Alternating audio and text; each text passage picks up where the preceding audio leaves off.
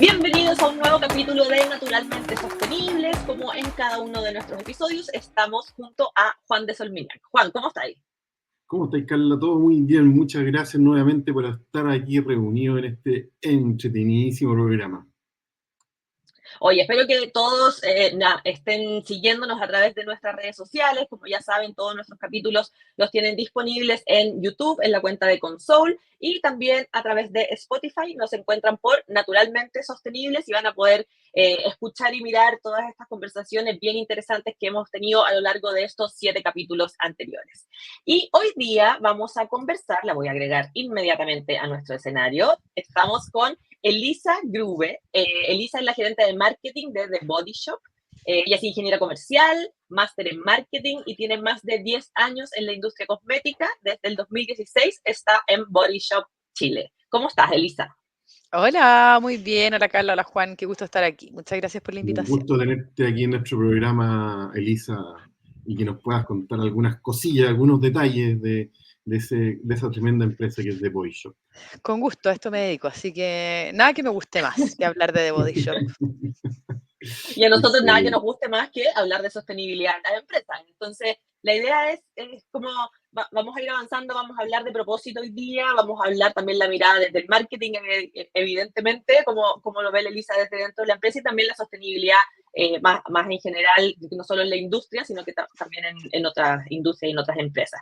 Y para poner en contexto nuestra conversación y dar este puntapié inicial, algo que llama alto la atención cuando uno se mete a la página y al buscar cosas de Body Shop, ¿verdad? Es la relevancia y el gran protagonismo que tiene la fundadora de The Body Shop, que es Anita Roddick, no solo por el look fantástico que tiene, ¿verdad? Sino que también por toda la visión y la mirada y ese propósito que transmiten también en la comunicación desde Body Shop. Y tenemos un par de frases que nos parecen como relevantes para poder darle pie a esta conversación, que dice, estas son frases de ella, ¿verdad? Los negocios moldean el mundo, son capaces de cambiar la sociedad de casi cualquier manera que puedas imaginar. Y ahí hay una mirada de cómo se ve el rol de la empresa en general. Y después algo más específico de Body Shop, que es las dimensiones sociales y ambientales están entrelazadas en el tejido de la propia empresa. No son ni las primeras ni las últimas entre nuestros objetivos, sino una parte continua de todo lo que hacemos. Tenía ahí algo me estaba tapando ahí por si me demoré en leer esa última frase. Pero en el fondo aquí ahí se revela, ¿verdad?, una parte de la visión y una forma de la mirada de propósito de la empresa en términos generales, pero también de Body Shop. Elisa, si nos podéis contar un poco cómo se plasma esta mirada de ella y cómo eso permea también al día a día y a todos los equipos. Feliz, bueno, Anita Roddick amamos, seca, es increíble pensar que ella hablaba de esto hace décadas, cuando el concepto de sostenibilidad no existía en el diccionario y ella ya tenía esta mirada de de la importancia de lo social, de lo medioambiental, y eso a mí, para mí, en mi rol, me facilita mucho la vida, porque no soy yo la que viene a sumarme a esta tendencia, sino que somos parte de la creación de esta tendencia, y con esta mujer visionaria que nos mostraba una nueva forma de hacer negocios donde lo importante no es ganar plata necesariamente también, sino que es cómo lo hacemos en el camino para asegurarnos de que todos los que participamos en este proceso recibamos lo que nos corresponde y podamos crecer y evolucionar a partir del negocio. Y eso es súper importante lo que tú dices, porque con esas frases que ella pone, que dijo, que son bastante inspiradoras, uno puede ver cómo la empresa toma un eje central y entrelaza todo, o sea, cómo la empresa ella la ve y hoy día que uno antiguamente, o no tan antiguamente, sino que hace un par de años atrás, uno la veía como un vehículo para ganar plata. Hoy día no, pues, ella plantea que tiene un rol y cumple un rol súper preponderante dentro del ecosistema en el cual nosotros nos desarrollamos y vivimos, y hay donde se comprende el tema de la sociedad, se comprende el tema medioambiental, se comprende el rol que juega la empresa con los distintos grupos de interés con los cuales se rodea. Justamente, y ahí muchas veces, no sé si muchas veces, pero a veces nos han hecho pensar que las empresas son como el malo de la película, cuando en verdad es un rol fundamental. Si al final, ¿qué porcentaje de la población se emplea y a qué porcentaje de la población entra en estas cadenas de producción gracias a las empresas? Qué importante es entender que todos tenemos una responsabilidad, nosotros como personas individuales, pero también las empresas tienen una gran responsabilidad para hacer de esto un lugar mejor al final, no es más como un que eso. rol articulador. Al final, o sea, es Justamente. Oye, como, vale, Y no menor. bueno, Oye, Elisa, ¿y cómo eso se traduce o se ve en el día a día de una empresa? Y entendiendo que su mirada y su visión, como decía tú, era como bien disruptiva hace muchos años atrás, que hoy día es un relato, digamos, que es más fácil y que es más común. En ese momento no lo era tanto, entonces ahí hay como una pequeña como disrupción en la mirada de hacer empresa, pero cómo eso también se logra mantener y permear en el tiempo a lo que es hoy día la empresa de Body Shop. Obvio. Hoy día está mucho más esquematizado, por decirlo de alguna manera. Antes era ella con esta visión que se la empapaba a todos los colaboradores y que en el fondo todos compartían una misma visión a partir de un poco el carisma de ella también. Y ella en eso enseñó muchas formas de hacer negocio. Hoy día todavía sigue habiendo gente que trabaja en The Body Shop que ya alcanzó a trabajar con Anita Roddick en los inicios. Entonces hay como una idea de cómo hacer las cosas y una forma de pensar que eso muchas veces viene y no es difícil de aprender, ¿cierto? Es como de entender que ese es el core del negocio y es lo más importante. Y hoy día eso se traduce en las estrategias siempre el tema de la sostenibilidad es transversal, que buscamos siempre incorporar este concepto en todo lo que hacemos a todas las escalas, no solamente el gerente general en Inglaterra tiene una mirada de que es importante, o el encargado de sostenibilidad o el que maneja el programa de comercio justo, sino que al final se busca que tanto en la estrategia global como en las estrategias locales el tema de la sostenibilidad juegue un rol y se muestre y se vea. Y en ese sentido la presencia de Natura también fue súper valiosa para nosotros porque volvió a poner esto como un requerimiento mínimo en la mesa y cómo lo hacemos muy tangible y no es una idea que está en nosotros y que compartimos a veces y en este podcast, sino que es algo que realmente, como dices tú, se traduce en cosas concretas. No Sí, no nos sé, adelantemos todavía lo de Natura, que vamos a hablarlo en la segunda parte de esta conversación. Pero espérame, último como para poner contexto a la gente que nos está mirando, como las dimensiones y la presencia de The Body Shop en el mundo, como una empresa de qué tamaño estamos hablando, dónde son los lugares donde están. hoy día, bueno, es una empresa que tiene casi 50 años, se fundó en 1976, que está presente en 70 países del mundo, tiene más de 3.000 tiendas en todos esos lugares, con decenas de sitios web, entonces es una empresa que igual acá en Chile tenemos nuestra presencia, nuestro público, pero si uno mira, por ejemplo, en Europa la presencia es muy fuerte, en Medio Oriente también, en Australia tiene bastante presencia, entonces hemos ido ahí construyendo en el tiempo y abriendo siempre nuevos mercados para mostrar que esta es una forma de hacer negocio y la gente la pide, la busca y que bueno es poder entregarla a la mayor cantidad de gente posible. Oye, Lisa, qué interesante lo que tú comentabas de esto de que hubo gente o todavía existe gente que logró trabajar con la fundadora.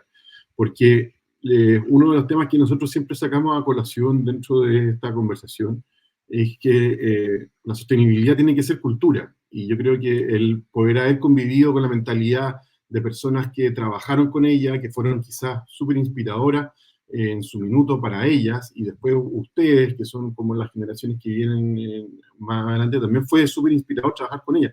Pero hoy día, claramente esos vínculos, bueno, las personas también van jubilando y van pasando, pero esa cultura hoy día, o sea, dos preguntas. Uno, ¿se mantiene?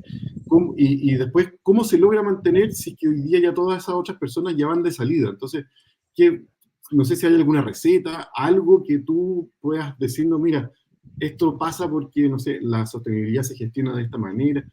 No sé si nos puede hablar un poco más de eso. No, obvio. Yo creo que es como esta tradición oral, así de uno sabe historias de los abuelos o incluso de los bisabuelos, porque el bisabuelo se lo contó al abuelo y el abuelo se lo contó a tu papá y tu papá te lo contó a ti. Y creo que Anita Roddick logró un poco eso, era tan carismática su figura que como que orgánicamente sigue estando muy presente. Y todos los años en Inglaterra se celebra el día del nacimiento de Anita Roddick, más que incluso la fundación de la marca, es el cumpleaños de ella. Y se hacen jornadas de voluntariado. Entonces, realmente la presencia de ella sigue muy vigente. Ustedes lo vieron en la página web y como está la nuestra, están las de todo el mundo. Y nosotros contamos mucho su historia. Y así, no sé, yo tengo libros escritos por ella contando toda la historia de la marca. Y es una forma de ir manteniendo esto y de volver al origen. Porque una cosa es cómo tú traduces esa práctica en algo específico, no sé, en cómo yo hago el envase o qué proveedor yo elijo. Y otra cosa es entender la lógica que hay detrás de la sostenibilidad, es entender que realmente lo que buscamos es generar un cambio social y ambiental. No, no es vender productos que son exquisitos, bien, pero eso es una excusa y un medio para generar cambios reales. Cuando uno tiene eso en la cabeza, como que no te queda otra que salir a contarlo por el mundo y no sé, desde que cuando ingresa alguien nuevo a la compañía, yo siempre le cuento toda esta historia, incluso en el grupo, no, no solamente en The Body Shop, sino que a todas las personas que entran en contacto con The Body Shop les contamos esto y al final la figura de Anita Roddick pasa, como, es muy fácil querer a Anita Roddick, entonces como que entra en los corazones de todo el mundo con mucha facilidad.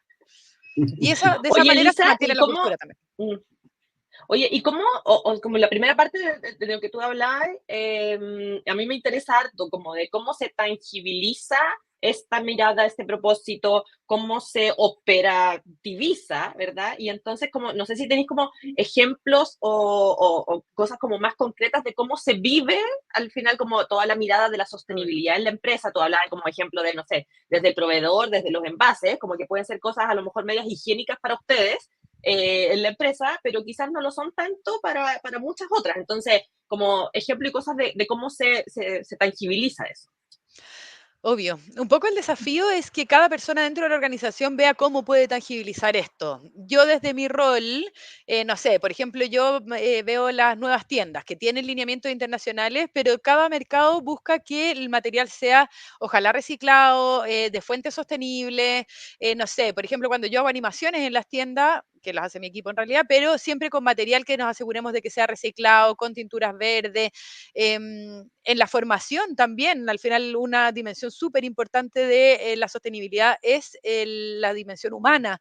¿Cómo hacemos que todo el mundo se Pero sienta eso no acogido con la son como, marca? pero son lineamientos que vienen en el fondo, tú tienes que cumplir con eso. Entonces, tú le asignas como un rol relevante que para poder hacerlo y operativizarlo tiene que haber como un lineamiento de arriba o hay cosas que tienen la libertad de hacerlo, o sea, como el equilibrio entre esas dos cosas. Sí, no, o sea, hay una mirada, de nuevo, en la estrategia que hace que la sostenibilidad sea transversal. Pero eso en general es para las grandes decisiones, como decíamos, que los envases son de plástico reciclado y son reciclables, de materiales, ojalá reciclables, entonces hoy día trabajamos con vidrio, plástico y aluminio principalmente. El tema de, por ejemplo, que somos una marca certificada vegana, la primera en la industria que es 100% vegana. Todos esos son lineamientos súper grandes. Y un poco el desafío, que nadie lo controla, es que cada mercado pueda llevarlo a su escala. Entonces, a mí nadie me pregunta si el catering que yo hago es vegano y nadie me dice que tiene que ser vegano, pero yo en mi rol me preocupo de que sea vegano. La persona de operaciones en Chile se preocupa en su rol de ver si hay alguna posibilidad de tener camiones eléctricos, por ejemplo, o de cómo podemos generar sinergia en los despachos para tratar de evitar la presencia de más camiones de combustión dando vuelta. Entonces, un poco es cada uno desde su rol, y yo a usted les contaba el ejemplo de la persona en UK que nos maneja los pedidos. Yo una vez le pedí un aéreo y me decía, ¿estáis segura que necesitáis traerlo por avión?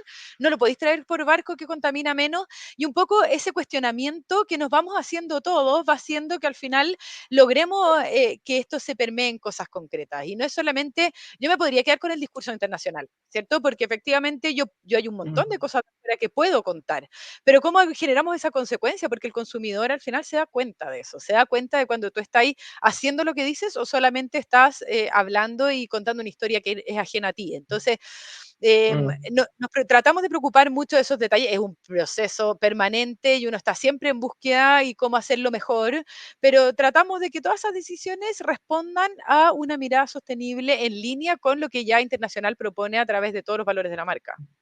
Interesante. Se basó lo interesante. Oye, hablemos de esta segunda parte que yo sé que a Juan le apasiona mucho y algo hablamos ya de tema cultural, pero en este caso específico usted es aún más interesante.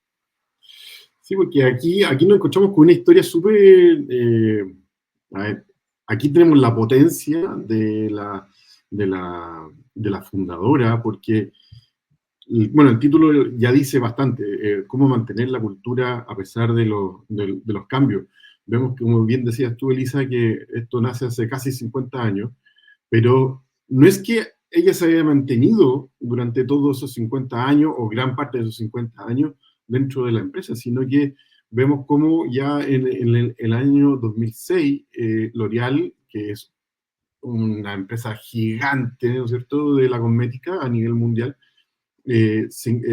compra The Body Shop y después va teniendo distintos capítulos, hitos en su historia, y que uno podría decir, bueno, pasó por la mano de L'Oréal, después viene la mano de Natura, que quizás vuelve un poco a las raíces, o sea, desconociendo un poco qué es lo que puede haber hecho L'Oréal con respecto a todo a este tema cultural sostenible, obviamente.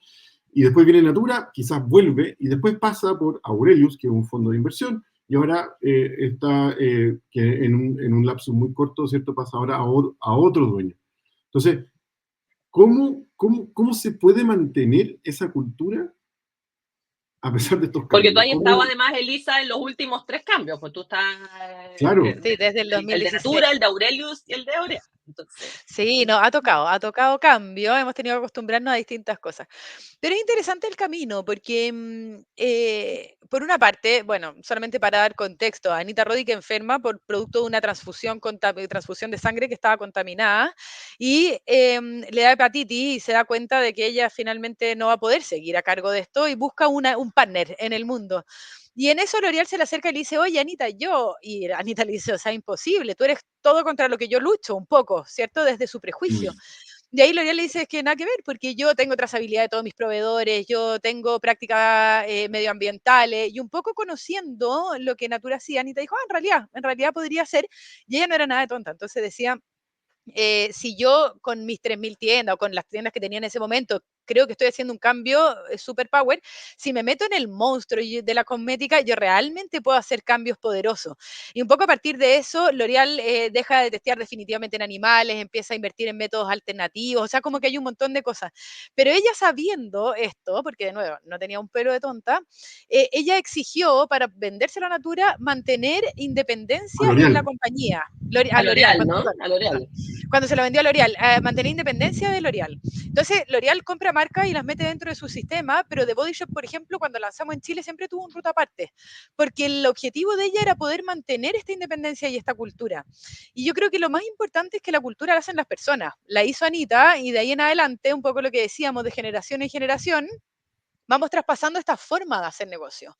Y no sé, por ejemplo, hoy día que somos parte de Natura, entendemos el mundo de otra forma de Natura, aun cuando compartimos muchos principios y ha sido un bonito cambio en ese sentido, somos distintos y hacemos negocios de otra manera. Y eso, imagínate, en un mercado chiquitito como Chile, eso ya se nota. Entonces yo creo que al final la gran clave es que la cultura la hacen las personas y la forma de trabajar va siendo dada por esas grandes convicciones que vienen desde la mano de Anita Roddick. Entonces todos estos cambios obvio que generan resistencia, que son difíciles, que te toca adaptarte a un nuevo dueño que hace las cosas de otra manera, que tiene otras prioridades, pero cuando tú tienes Y es tan claro adaptar lo que eres, equipos también, ¿no? Porque, o termina siendo como equipos independientes, porque todas las compras o fusiones como que todas tienen sus propias características. pero de nuevo, The Body Shop siempre se ha mantenido con un ruta aparte, por ejemplo. Siempre se ha mantenido como un negocio aparte y porque efectivamente la gracia es poder mantener esa forma de hacer las cosas. Obvio que entre medio te toca juntar ciertas cosas, no sé, hoy día la plataforma de proveedores para compras, ya, bueno, es de la mano de hoy día Natura, por ejemplo, porque tiene la administración de la marca en Chile, pero las grandes decisiones se toman de forma independiente. Obvio que tú le rindes cuentas, porque al final sigue siendo un negocio, le rindes cuentas a tu dueño, pero siempre se ha logrado mantener esa independencia que yo creo que es lo que ha logrado que la cultura permanezca. Qué Y ya ha interesante. habido momentos, perdona, más divertidos y momentos un poco menos divertidos, sí, pero yo creo que las empresas, aún manteniendo el mismo propietario, tienen momentos más divertidos y menos divertidos. Entonces, como que Obvio. todas las veces ha sido una forma de reafirmar quiénes somos, mantenernos fieles a eso y después volver a adaptar, como tomar lo mejor del dueño para seguir mostrando y poder ha sido siempre un nuevo desafío, ¿cierto? Cómo nos desafiamos a volver a ser pioneros, a tomar lo mejor del nuevo dueño para volver a posicionarnos como a la vanguardia en términos de sostenibilidad. Interesante lo que tú decías, porque uno creería que cuando uno compra una marca, uno trata de, como dueño de la nueva marca, imponer cierto, su modo, su forma de hacer empresa. Y esto que te deje como esa libertad y ver el valor ahí en dejar esa libertad para que tú sigas impulsando tus propios valores y no imponer mis propios valores. También hay por parte, no sé, estoy pensando por parte de L'Oréal, también hay un sentido de que, bueno, The Body Shop me aporta y culturalmente es tan potente que, como bien decías tú, me va a permitir, no sé, agarrar las buenas prácticas de que traen, que quizás, claro, The Body Shop de haber sido así, contra L'Oréal, que ha sido gigante, y meter todas esas buenas prácticas que hoy día se valoran y son súper apetecidas por los consumidores a nivel mundial. Entonces, qué bueno también por ellos, ¿cachai? Que vieron de esa forma que ustedes son un valor agregado para su gran conglomerado de marcas. Porque L'Oréal Y como una así, Y así entre nos, yo creo que a veces las diferencias culturales son tan difíciles que es hasta insostenible. O sea, L'Oréal vendió The Body Shop en parte porque no era capaz un poco de absorber esta cultura en la medida que a ellos les gustaban, porque se mantuvo siempre reticente de Body Shop y siempre muy fiel a su historia. Y en esa época, imagínense además el cambio. O sea, Anita Roddick muere y además pasan a ser parte de L'Oréal, los pobres dando vueltas en círculo tratando de no perder esto que era tan propio de ellos. Y hasta el último día tú podías identificar quién provenía de Body Shop y quién provenía de L'Oréal después de 10 años. Imagínate el impacto que esto genera y la importancia de la mantención de nuevo de esa cultura y de esa mística. Y yo creo que L'Oréal aportó muchas cosas buenas a The Body Shop también, le aportó tecnología, un montón de cosas, pero es bonito ver cómo efectivamente The Body Shop ha logrado como obtener lo mejor del propietario para ofrecerlo también de forma renovada a sus clientes y poder ofrecer lo mejor con esta mirada propia al consumidor. Entonces creo que ha sido como lo mejor de los dos mundos, ha sido súper interesante el camino. Qué buena. Y de nuevo, Oye, creo que hemos tenido la buenísima. suerte de que los dueños han elegido súper buenos CEO también que han querido mantener esto, o sea, que han Eso es visto el valor clave, en la ¿no? sostenibilidad. La cabeza que Absolutamente. queda a cargo es clave para poder mover, mantener y a partir de eso permear en toda la cultura. Y se nota Oye, mucho Elisa, cuando viene de arriba. te agradecemos un montón esta conversación. Siempre tiendo como a cortar las palabras. Y creo que y conocer un poquito más también de una empresa y con todos los cambios, como toda la patita cultural, como toda la parte del propósito, creo que es como algo súper rescatable de toda la historia que tiene Body Shop y que de todas maneras va a seguir teniendo. Así que 1.000.000 de gracias, Elisa, por compartir con nosotros en Naturalmente Sostenible. Muchas gracias a usted y súper invitados a conocer más de la marca que es realmente muy bonita y ojalá sea inspiración para muchos otros de cómo hacer algunas cosas y tratar de incorporar estas prácticas en sus propios negocios. Muy interesante La uso. conversa, te pasaste por tu tiempo, Unos productos disposición. fantásticos. Además. Así que muchas gracias, Elisa, te pasaste. Que les vaya muy bien. Muchas gracias a ti. Igualmente, y a todos, ya saben, nos pueden buscar y encontrar en YouTube, en Spotify, y nos vemos en un próximo capítulo de Naturalmente Sostenibles. Chao, chao. Chao. Chao, chao.